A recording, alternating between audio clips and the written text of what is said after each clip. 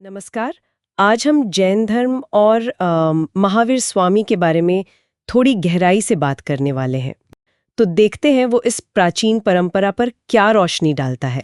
कोशिश रहेगी कि जैन धर्म की जड़ें, इसके जो गुरु हैं मतलब तीर्थंकर, और खासकर महावीर स्वामी का जीवन और उनकी शिक्षाएं, उनको समझें। बिल्कुल। और स्रोत भी यही इशारा करता है कि देखिए करीब 6ठी शताब्दी ईसा पूर्व की बात है ये। अच्छा। जब वो उत्तर वैदिक काल के बाद कर्मकांड वगैरह वो थोड़े जटिल हो गए थे, है ना। हाँ, काफी बढ़ गए थे।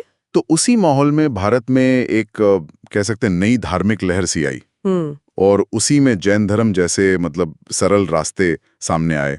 और ये वो थे जो ईश्वर के अस्तित्व को आप कह सकते हैं मुख्य नहीं मानते थे या उस पर सवाल उठाते थे। हाँ, मतलब कर्मकांड से हटकर एक सीधा रास्ता। और ये परंपरा कोई नई नहीं थी, जैसा आपने कहा। स्रोत बताता है कि जैन धर्म में पूरे 24 तीर्थंकर हुए हैं। 24 जी। पहले थे ऋषभदेव, और दिलचस्प बात यह है कि उनका जिक्र तो ऋग्वेद तक में है। हाँ, ये सच में बहुत पुरानी बात है ऋषभदेव का। और जो 22वें तीर्थंकर थे अरिष्टनेमी, उन दोनों का जिक्र मिलता है। अच्छा, दोनों का। हाँ, पर अगर हम ऐतिहासिक नजरिए से देखें तो 23वें तीर्थंकर पार्श्वनाथ वो काफी अहम माने जाते हैं। पार्श्वनाथ जी, काशी के राजा अश्वसेन के पुत्र थे वो, और उन्हें ज्ञान मिला था संवेद पर्वत पर। उन्होंने 4 मुख्य सिद्धांत दिए थे। हाँ, वो 4 वाले। सत्य मतलब सच बोलना, अहिंसा हिंसा ना करना, अस्तेय चोरी ना करना, और अपरिग्रह यानी धन वगैरह जमा ना करना। सही, सत्य, अहिंसा, अस्तेय, अपरिग्रह। और फिर इसके बाद आते हैं 24वें और अंतिम तीर्थंकर महावीर स्वामी जी। उन्होंने इन 4 में एक 5वां सिद्धांत जोड़ा है ना, ब्रह्मचर्य। बिल्कुल, ब्रह्मचर्य यानी इंद्रियों पर संयम। और इन 5 को मिलाकर फिर कहा गया पंच महाव्रत। पंच महाव्रत। तो ये 5वां जोड़ने का कुछ खास मतलब क्या महत्व था? देखिए, ये महावीर स्वामी के समय में जो जैन धर्म का प्रसार हुआ और उन्होंने तपस्या पर जो जोर दिया उसको दिखाता है। अच्छा। इसीलिए उन्हें कई बार जैन धर्म का वास्तविक संस्थापक भी कहते हैं, क्योंकि उनके समय में इसका फैलाव सबसे ज्यादा हुआ। ठीक है। स्रोत के हिसाब से देखें तो जन्म उनका 540 ईसा पूर्व कुंडग्राम वैशाली के पास है ये जगह। हाँ। बचपन का नाम वर्धमान था। हाँ। और निर्वाण यानी देह त्याग वो 468 ईसा पूर्व में पावापुरी में 72 साल की उम्र में हुआ। तो बचपन का नाम वर्धमान था, पिता सिद्धार्थ ज्ञात्री कुल के मुखिया थे, और माता त्रिशला वो लिच्छवी राजा चेटक की बहन थी। जी हाँ। पत्नी यशोदा और पुत्री का नाम अनुजा या प्रियदर्शनी था। मतलब पूरा पारिवारिक जीवन था उनका। बिल्कुल। और फिर 30 साल की उम्र में अपने बड़े भाई थे नंदीवर्धन, उनसे आज्ञा लेकर उन्होंने घर छोड़ दिया सत्य की खोज में। 30 की उम्र में ये सफर तो बहुत कठिन रहा होगा। हाँ, वहाँ एक साल का पेड़ था उसके नीचे, और नदी थी ऋजुपालिका, उसके किनारे उन्हें कैवल्य मिला। कैवल्य मतलब सर्वोच्च ज्ञान। सर्वोच्च ज्ञान जी। और इसी कठोर साधना और आत्म विजय के बाद ही उन्हें वो उपाधियां मिली, जैसे जिन मतलब विजेता, जिसने इंद्रियों को जीत लिया हो। बिल्कुल। और अरहत मतलब योग्य, निर्ग्रंथ यानी सारे बंधनों से मुक्त, और महावीर तो उनकी हिम्मत और तपस्या के कारण ही कहा गया। स्रोत में उनकी इस कठोर तपस्या का काफी जिक्र है, यहाँ तक कि वस्त्र त्याग देने का भी। जी हाँ, वो भी उनके संयम का एक हिस्सा था। तो ज्ञान मिलने के बाद उन्होंने क्या सिखाया? पहला उपदेश कहाँ दिया? पहला उपदेश उन्होंने राजगीर में दिया था, और उनके पहले शिष्य वो उनके दामादी बने जमाली। अच्छा। और मुख्य शिक्षा क्या थी कि ये संसार जो है ये दुखों से भरा है। हाँ, दुख तो है। और इसका कारण क्या है? हमारे कर्मफल। तो इन दुखों से छुटकारा पाने के लिए उन्होंने त्रिरत्न का रास्ता बताया। 3 रत्न। त्रिरत्न, ये बौद्ध धर्म वाले त्रिरत्न से अलग है ना? हाँ, वो बुद्ध धम्म संघ वाला अलग है। जैन धर्म में त्रिरत्न है सम्यक दर्शन यानी सत्य में सही विश्वास। ठीक है। सम्यक ज्ञान मतलब वास्तविक ज्ञान होना, और सम्यक आचरण यानी सुख दुख में समान भाव रखना, सही व्यवहार करना। सम्यक दर्शन, सम्यक ज्ञान, सम्यक आचरण, फोकस व्यक्ति के अंदर सुधार पर है। बिल्कुल। और साथ में वो 5 महाव्रतों के पालन पर जोर, सत्य, अहिंसा, अस्तेय, अपरिग्रह और ब्रह्मचर्य। और इनमें भी अहिंसा पर तो बहुत ज्यादा जोर है। स्रोत कहता है जैन धर्म में अहिंसा का पालन मतलब बहुत ही सूक्ष्म स्तर पर होता है। एकदम सही। हर जीव में आत्मा का वास माना जाता है, इसलिए हिंसा से बचने पर अत्यधिक बल है। ये केंद्रीय सिद्धांत है। हाँ, और जैन दर्शन आत्मा को मानता है, पुनर्जन्म को मानता है, कर्म फल और मोक्ष में भी विश्वास रखता है। जी, ये सब मान्यताएं हैं। वर्ण व्यवस्था को भी उन्होंने माना। लेकिन जैसा हमने शुरू में बात की थी, ईश्वर की सत्ता को केंद्रीय नहीं माना गया। हाँ, इसीलिए अनीश्वरवादी या नास्तिक दर्शन कहते हैं इसे। हाँ, हालांकि एक व्याख्या ये भी है कि अगर ईश्वर है भी, तो वो जिन यानी जिसने खुद को जीत लिया है, उस तीर्थंकर से ऊपर नहीं है। अच्छा, ये एक अलग दृष्टिकोण है। श्रुत में एक और चीज का जिक्र है, स्यादवाद और अनेकांतवाद। ये थोड़ा मुश्किल सा लगता है। हाँ, ये जैन दर्शन के ज्ञान के सिद्धांत हैं। अनेकांतवाद का मतलब है कि सत्य के अनेक पहलू होते हैं। अनेक अंत मतलब कई दृष्टिकोण। हाँ, कोई एक नजरिया ही पूरा सच नहीं होता। और स्यादवाद वो इसी बात को कहने का तरीका है।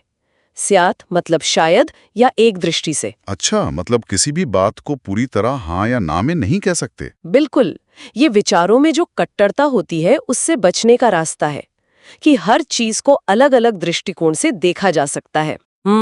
ये तो काफी गहरा विचार है।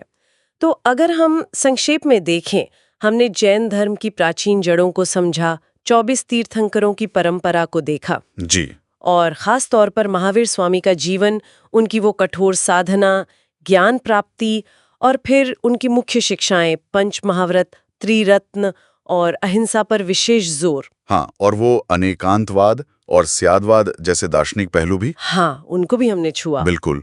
और एक बात जो स्रोत में उभर कर आती है, वो महावीर स्वामी की वो कठोर तपस्या है, हाँ। यहाँ तक कि वस्त्रों का त्याग कर देना। हाँ, वो बात। ये आज भी हमें सोचने पे मजबूर करती है ना। हाँ। मतलब सांसारिक चीजों से इतना डिटैचमेंट, इतना आत्मनियंत्रण, इसकी पराकाष्ठा। सही। तो ये आज के समय में, आज के जीवन में एक व्यक्ति के लिए क्या मायने रख सकता है? ये एक गहरा। चलिए, आज हम जैन धर्म पर थोड़ी गहराई से बात करते हैं।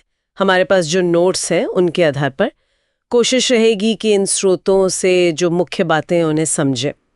तो शुरुआत करते हैं जैन सभाओं से। पहली सभा वो तो पाटलिपुत्र में हुई थी, ईसा पूर्व 4वीं सदी में। जी। कहते हैं वहां 12 अंगों का संकलन हुआ, पर मुझे ये बात थोड़ी चौंकाने वाली लगी कि दूसरी सभा वो सदियों बाद हुई, 6ठी सदी ईस्वी में वल्लभी में। इतना लंबा गैप? हाँ, ये गैप काफी महत्वपूर्ण है, करीब 1000 साल का। देखिए, पहली सभा जो शायद चंद्रगुप्त मौर्य के समय हुई, उसने कोशिश की कि जो ज्ञान बिखरा हुआ है उसे जमा किया जाए। अच्छा। लेकिन उसके बाद का जो समय था उसमें शायद काफी उथल पुथल रही, तो ज्ञान को सहेजना उसमें चुनौतियां आई। फिर जो दूसरी सभा हुई जिसकी अध्यक्षता देवर्षि गणी ने की, उसका मुख्य काम था जो ग्रंथ बचे थे उन्हें ठीक से व्यवस्थित करना, लिखना, मतलब एक अंतिम रूप देना। ओके। तो ये दिखाता है कि मौखिक परंपरा से लिखित रूप तक आना ये एक लंबी प्रक्रिया थी, शायद मुश्किल भी रही हो। समझ गई।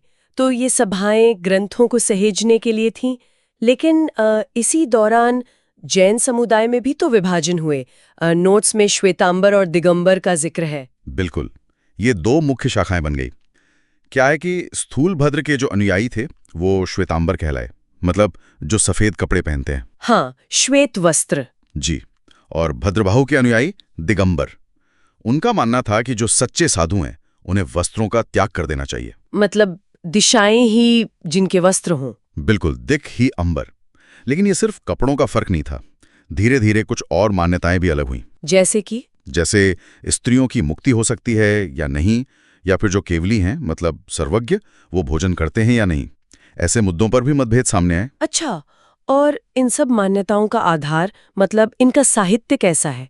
आपने आगम ग्रंथों का जिक्र किया था नोट्स में, जो अर्धमागधी में है। सही कहा। आगम सूत्र जो है वो जैन धर्म के सबसे पुराने और सबसे प्रामाणिक ग्रंथ माने जाते हैं। इनमें महावीर की शिक्षाएं हैं, और ये मूल रूप से अर्धमागधी प्राकृत में ही रचे गए थे। आम लोगों की भाषा में, है ना? संस्कृत जैसी विद्वानों की भाषा नहीं। जी हाँ, बिल्कुल, ताकि शिक्षाएं ज्यादा लोगों तक पहुंच सके, आसान भाषा में। और इन आगमों के भी कई हिस्से हैं, जैसे आपने कहा 12 अंग हैं, फिर उपांग हैं, प्रकीर्णक, छेद सूत्र, काफी वर्गीकरण है। यही पूरा साहित्य उनकी फिलॉसफी और उनके कोड ऑफ कंडक्ट का बेस है। दिलचस्प। अच्छा, साहित्य के अलावा तीर्थंकरों के प्रतीकों का भी जिक्र है, जैसे ऋषभनाथ का बैल और महावीर का सिंह। इन प्रतीकों का क्या मतलब है? हाँ, हर तीर्थंकर के साथ एक प्रतीक चिन्ह जुड़ा है। ये एक तरह से उनकी पहचान है और शायद उनके किसी गुण या जीवन की किसी घटना से जुड़ा संकेत भी। जैसे ऋषभनाथ जी को कृषि का प्रवर्तक मानते हैं, तो बैल कृषि का प्रतीक हो गया। अच्छा। और महावीर का सिंह वो उनके साहस, उनकी निर्भयता, उनकी शक्ति को दिखाता है। ये प्रतीक ध्यान लगाने में, भक्ति में भी मदद करते हैं। ठीक है।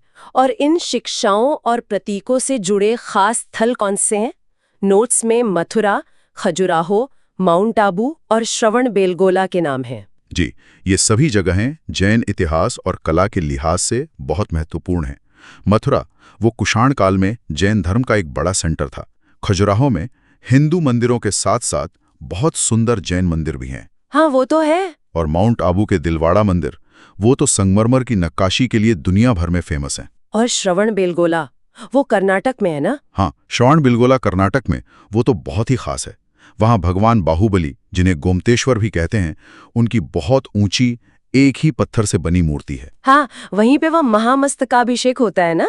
नोट्स में इसका जिक्र था। ये क्या है? जी, महामस्तकाभिषेक एक बहुत बड़ा अभिषेक समारोह है। ये हर 12 साल में एक बार होता है। हजारों लोग आते हैं और गोमतेश्वर बाहुबली की वो जो 57 फीट ऊंची प्रतिमा है, उसका अभिषेक करते हैं दूध, केसर, घी, चंदन और भी कई पवित्र चीजों से। वाह! ये एक तरह से त्याग और शांति का उत्सव है। और जैसा आपने पहले इशारा किया था, इसी से जुड़ा वो स्त्रियों की मुक्ति वाला सवाल भी है, जिस पर दोनों शाखाओं में अलग अलग विचार रहे हैं।